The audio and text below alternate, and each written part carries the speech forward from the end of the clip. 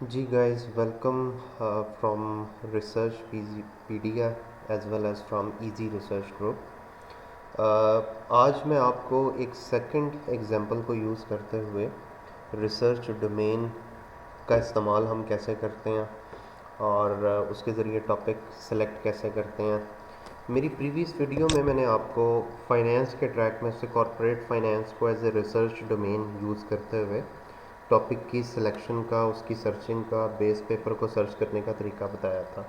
आज मैं आपको मैनेजमेंट का ट्रैक इस्तेमाल करते हुए बेस पेपर को सर्च करने के हवाले से बताऊंगा कि मैनेजमेंट के ट्रैक को यूज़ करते हुए आप बेस पेपर को किस तरह से सर्च कर सकते हैं या सिलेक्ट कर सकते हैं। तरीकाकार वही होगा कि आपने सिंपली टेबल ऑफ कंटेंट किसी एक सब्जेक्ट का जो है वो सर्च करना है। उस टेबल ऑफ कंटेंट में से कोई एक टॉपिक जो आपको अपील करता है, जो स्टडी लाइफ में भी आपको बहुत अपील किया था, बहुत अच्छे तरीके से और बहुत इंटरेस्ट लेकर आपने उसको पढ़ा था, सुना था या उसका लेक्चर लिया था, तो उसी एक टॉपिक से आपने स्टार्टअप लेना है।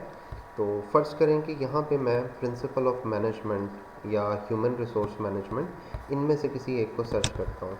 तो सिंपली मुझे क्या करना है, I have to go to the Google. आप गूगल की साइट को ओपन करें।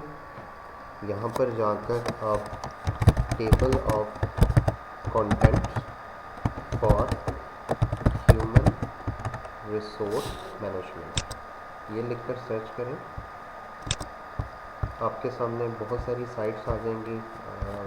इनमें पियरसन या मैकग्रा हिल की साइट तो बहरहाल नज़र नहीं आ रही, लेकिन प्रेफरेबली जो भी पहली साइट आपको नज़र आएगी जिसमें टेबल ऑफ कंटेंट का वर्ड आ रहा होगा, आप उस साइट को ओपन कर सकते हो।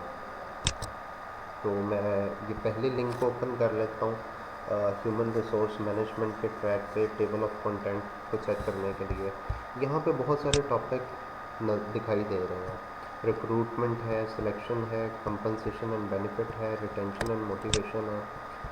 जहाँ तक मुझे याद है स्टडी लाइफ में एक रिटेंशन एंड मोटिवेशन ये वाला टॉपिक मुझे बड़ा अपील करता था, और एम्प्लॉय परफॉर्मेंस का जो टॉपिक है ये बड़ा अपील करता था। इसके अलावा आप कह सकते हैं कि यहाँ पे बहुत सारे कंपनसेशन से रेलिवेंट बहुत अच्छे टॉपिक हैं। Selection, recruitment, diversity, multi culturalism, ठीक है, बहुत सारे आपको यहाँ पे टॉपिक नज़र आ जाते हैं। तो स्टार्टअप लेने के लिए फॉर एग्ज़ाम्पल मैं एम्प्लॉय मोटिवेशन, ठीक है, इसको अगर मैं सर्च करना चाह रहा हूँ तो I need to go to the Google Scholar. Google Scholar को ओपन करें। यहाँ पर जाकर हम लिख लेते हैं एम्प्लॉय मोटिवेशन। तो आपके सामने बहुत सारे पेपर्स आ जाते हैं। अगर आपको याद हो लास्ट वीडियो में मैंने आपको बताया था कि जब आप गूगल स्कॉलर पे किसी टॉपिक को सर्च करें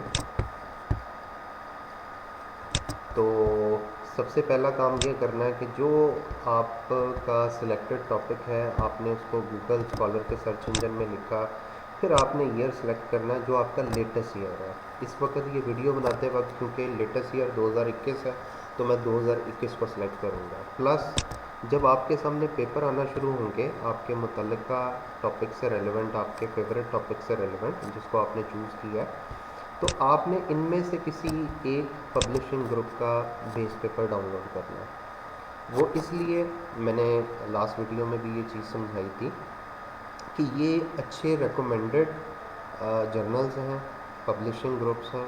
ये वो ग्रुप्स हैं कि जिनका बेस पेपर जो है वो आपके सुपरवाइज़र जो आपको रिसर्च सुपरविज़न प्रोवाइड कर रहे होते हैं वो भी एक्सेप्ट करते हैं।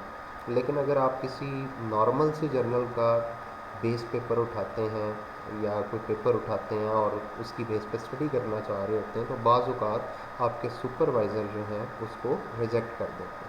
तो कोशिश ये करें कि जो भी आप बेस पेपर चूज़ करें वो इनमें से किसी पब्लिशिंग ग्रुप का होना चाहिए। तो सबसे पहले हमने ये करना है कि हमने यहाँ पे ईयर जो है वो लेटेस्ट वाला कर देना है जो कि इस वीडियो की क्रिएशन के वक्त 2021 है। अब इसमें चेक कर लेना है कि हमें कौन सा पेपर अपील कर रहा है। अब फॉर एग्ज़ाम्पल ये जो पहला पेपर नज़र आ रहा है ये एल्सेवियर पब्लिशिंग ग्रुप का है, लेकिन ये पेपर जो है ये स्केल वैलिडेशन और कंस्ट्रक्शन के हवाले से है। इट्स मीन कि इसमें सिर्फ एम्प्लॉय मोटिवेशन का जो है वो स्केल की वैलिडेशन चेक की गई है, इसमें किसी किस्म का इफ़ेक्ट चेक नहीं किया जा रहा। तो आप कोई ऐसा पेपर चूज़ करेंगे जिसमें इफ़ेक्ट देखा गया हो with reference to employee motivation, या तो एम्प्लॉय मोटिवेशन के ऊपर इफ़ेक्ट देखा गया हो या एम्प्लॉय मोटिवेशन का किसी और चीज़ के ऊपर इफ़ेक्ट देखा गया हो। और आपने जो पब्लिशर है उसकी भी लिस्ट मैंने आपसे शेयर की है कि प्रेफरेबली आप कोशिश करें कि आप एमरल्ड का पेपर जो है वो चूज़ करें। तो यहाँ पे हम और पेजेस पे भी चेक कर लेते हैं। अगर हमें एमरल्ड का पेपर मिल जाता है तो वो कंपैरेटिवली समझने में आसानी होती है। मसलन ये एक एमरल्ड का पेपर है, employee engagement construct care model of engagement need to look beyond the obvious. ये भी एक अच्छा स्टार्टिंग पॉइंट हो सकता है। इसके अलावा और बहुत सारे आपको यहाँ पर पेपर नज़र आएंगे, लेकिन आपने उन्हीं पब्लिशिंग ग्रुप्स को टारगेट करना है जो आपको बताए गए हैं। तो हम इसको मज़ीद पेजेस पे चेक कर लेते हैं जहाँ पर हमें फर्दर, अब ये एक एमरल्ड का पेपर नज़र आ रहा है। Are your employees getting their daily dose of dose a neuroscience perspective to enhance employee engagement. ये बेसिकली मोटिवेशन को सर्च करते करते एम्प्लॉई इंगेजमेंट के टॉपिक आना शुरू हो गए हैं। बेसिकली जो मोटिवेटेड एम्प्लॉयज़ होते हैं ना, वो ही किसी इदारे में इंगेज्ड होते हैं।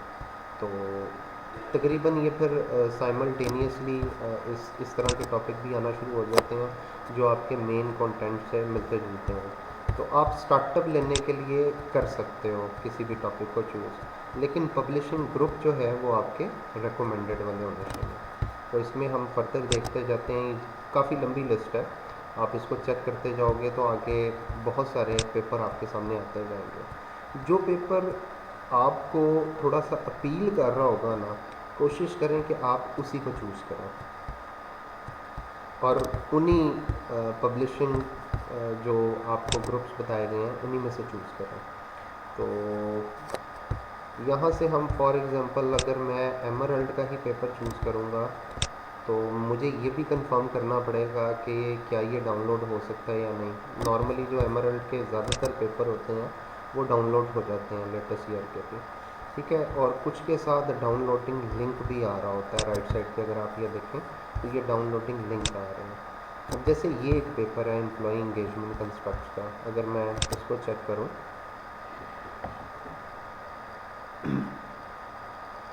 ये मेरे सामने साइट ओपन हो जाएगी और ये देखें जी, ये पेपर, इसको अगर मैं क्लिक करूँगा तो ये ऑटोमेटिकली डाउनलोड हो जाएगा। बाज़ औक़ात जो है वो डाउनलोड नहीं हो सकता होता, तो वो फिर हमें या तो यूनिवर्सिटी की एक्सेस लेनी पड़ती है या फिर साइंस हब का सहारा लेना पड़ता है। और बाज़ औक़ात साइंस हब भी वर्किंग नहीं करता, तो फिर हमें कोई ऐसा टॉपिक सर्च करना पड़ता है जिसको हम इजीली डाउनलोड कर सकें। तो ये एक सेकंड एग्जांपल थी मैनेजमेंट के ट्रैक को यूज़ करते हुए कि अगर आपकी रिसर्च डोमेन या ब्रॉड एरिया मैनेजमेंट हो और उसमें से आप स्पेसिफिक कर लें एचआरएम को या प्रिंसिपल ऑफ मैनेजमेंट को या मार्केटिंग को या ऑर्गेनाइजेशनल बिहेवियर को, तो आप किस तरह से बेस पेपर की सर्चिंग कर सकते हैं। उम्मीद है कि आपको इस वीडियो की समझ आई होगी। मज़ीद वीडियोज़ के लिए मेरे चैनल को सब्सक्राइब ज़रूर कीजिएगा और अपना बहुत सारा ख्याल रखिएगा।